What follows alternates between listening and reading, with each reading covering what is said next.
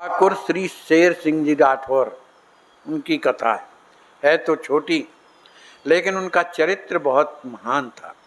उनका चरित्र के बल से उनके जीवन में लीलाएं घटी। ये औरंगजेब के समय में जोधपुर राज्य के एक ताजीमी सरदार श्री रघुनाथ सिंह राठौर के बड़े राठौर थे, जो बड़े वीर थे।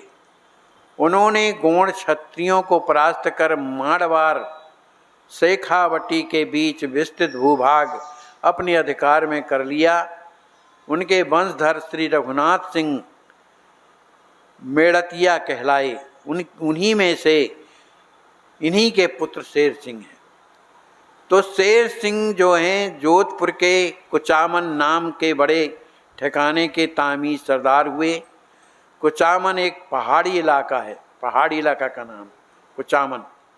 उसी पहाड़ के ऊपर किला है और तलहटी में नगर बसा हुआ है। माने ये कुचामन पहाड़ के इलाके में उनका जो है किला बना हुआ है। ये राजा हैं, वहाँ रहते हैं। ठाकुर जो शेर सिंह थे, इनके पिता का नाम था केसरी सिंह और ये बड़े भक्त थे, बड़े दानी थे। और इनका जो पुत्र था शेर सिंह, वो भी बड़े दानी थे। ये रोजाना क्या करते थे कि 200 ब्राह्मणों को रोजाना दान देते थे, रोजाना। और दान देने के बाद फिर अपना काम करते थे राज्य का। इस तरह से रोजाना करते थे। तो उन 200 में ब्राह्मण भी होते थे, साधु भी होते थे, गरीब भी होते थे, कोई भी, सबको दान देते थे। और उन्होंने किले के बाहर, किले के अंदर भगवान का मंदिर भी बनवाए थे।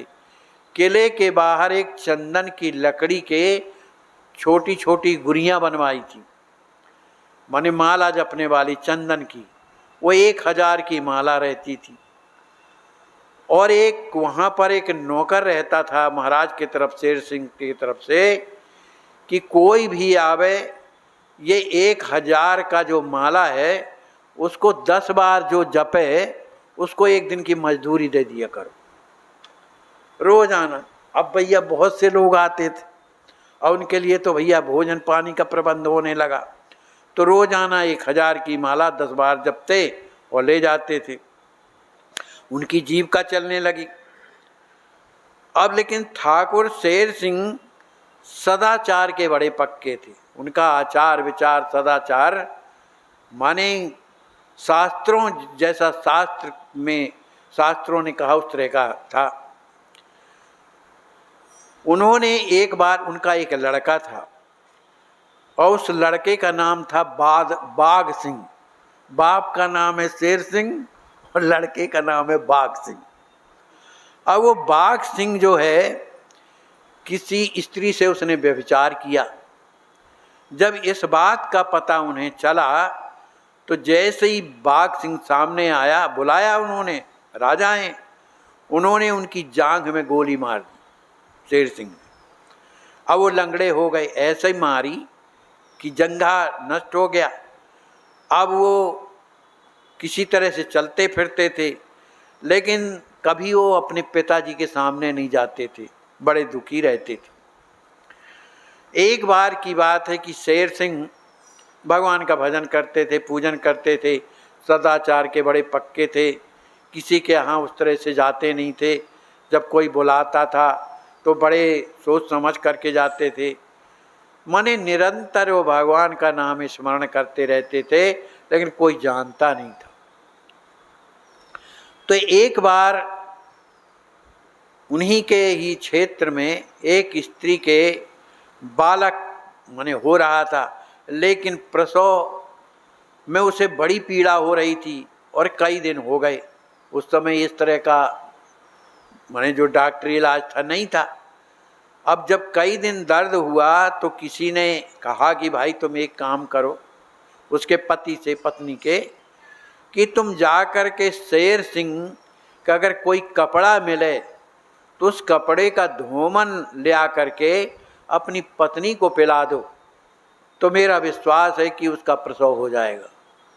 तो उनका पति जाता है और जब वहाँ पर पहुँचता है तो उनके जो नौकर थे उनसे बताया इस परिस्थिति, तो कहा हमको किसी कपड़े, उनके कपड़े का धोवन दे दो। तो एक धोती टंगी हुई थी, वो राजा ही हैं, धोती पहनते थे, तो उन्होंने धोती को किनारे से गीला करके और उसका धोवन दे दिया। और वो ला करके जैसे ही अपनी पत्नी को देता है उसका प्रसव हो जाता है, माने जो पीड़ा थी शांत हो गई।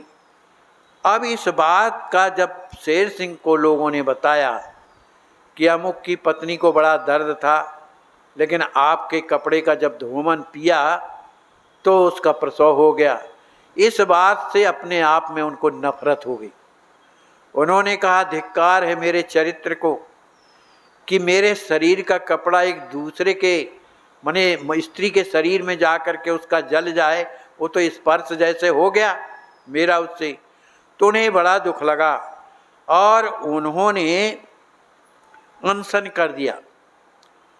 वो जो है अनशन कर दिया उन्होंने, 21 दिन का अनशन, कुछ खाएंगे नहीं पिएंगे चाहे कुछ भी हो जाए, इस तरह से उन्होंने अनशन कर दिया। अब अनशन करने के बाद फिर उन्होंने सोचा कि अब मैं जीवन में ऐसा, लोग बताया उनसे कि अब आज के बाद ऐसा कभी मत करना। जो शेर सिंह थे वल्लभ संप्रदाय से दीक्षित थे, वो बड़े नाम निष्ठ थे। उनका नियम था कि वो हर समय श्री कृष्ण श्री कृष्ण श्री कृष्ण ऐसा जपते रहते थे। कोई व्यक्ति उनसे आकर के बात करता तो 5 मिनट भर बात करते थे, चाहे कोई भी हो, कितना भी जरूरी काम हो, 5 मिनट बात करते थे। और 5 मिनट बात करने के बाद वो अपने भगवान के नाम में लग जाते थे। तो उन्होंने एक नौकर पाल रखा था। कोई भी साधु संत आते थे इनके पास तो वो 4-5 मिनट बात करते थे, और जहाँ 5 मिनट हो जाते थे वो नौकर देख लेता था कि कब आया, वो टाइम नोट कर लेता था। और जहाँ 5 मिनट हुए तुरंत कहता था कृष्ण कहो बड़ी देर भई। तो महाराज उससे बात करना छोड़ करके और कृष्ण कृष्ण रटने लगते थे। इस तरह से रात दिन श्री कृष्णा शरणम हम कृष्ण शरणम हम इस तरह का जाप करते रहते थे।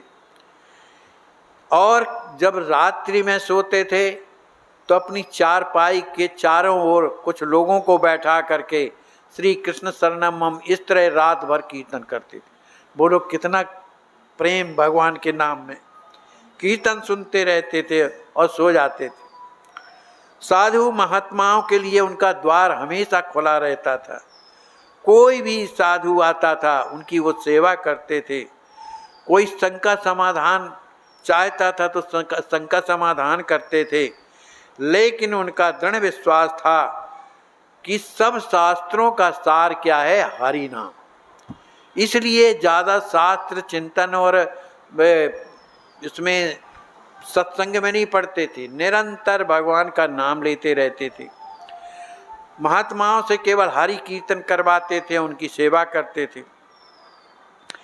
एक बार की बात है कि ठाकुर शेर सिंह एक खरवा के क्रांतिकारी भक्त राव गोपाल सिंह इनके बड़े मित्र थे। तो दोनों में बाहर से एक दूसरे से तो बिल्कुल दुश्मन जैसे दिखाई देते थे, लेकिन अंदर ही अंदर ये एक दूसरे से प्रेमी थे। तो जो गोपाल सिंह थे वो अंग्रेजों के विरुद्ध हमेशा लड़ाई लड़ते रहते रहे। उस समय अंग्रेजी राज था और संघर्ष करते रहते। कई बार ये जेल भी गए, लेकिन संघर्ष इन्होंने नहीं छोड़ा। लेकिन इन दोनों का बड़ा प्रेम था। तो जिस समय गोपाल सिंह का जब जीवन समाप्त हुआ तो नहीं, उनका माने शेर सिंह का जब जीवन समाप्त हुआ तो चूंकि इनकी मित्रता थी, तो जब जीवन समाप्त हुआ तो विमान में बैठे चले जा रहे थे। अब जब विमान में बैठे जा रहे थे तो विमान को उसी ओर ले गए जहां इनके मित्र राव गोपाल सिंह थे। वहां पर जाते हैं ऊंचाई में और उनको प्रणाम करते हैं और कहा मैं जा रहा हूं। उनको देख करके उनका हृदय भर आया कि देखो इनके ऊपर भगवान की केवल नाम के बल से, नाम के बल से वो भगवान के धाम को गए। उसी समय पर ये भी गोपाल सिंह भी हरि ओम तस्तत हरि ओम तस्तत इस तरह से मंत्र जपने लगे, और इतना मंत्र जपे कि उनका भी जीवन जब छूटा तो भगवान के धाम को चले गए। इस तरह से भगवान के नाम की बड़ी महिमा है। कोई शास्त्र वेद पुराण पढ़े अथवा कभी ना पढ़े, लेकिन नाम का आश्रय यदि ले तो उसका जीवन निश्चित रूप से सार्थक है, वो भगवान के धाम का अधिकारी होता है। बोलिए श्री सीताराम जी महाराज की।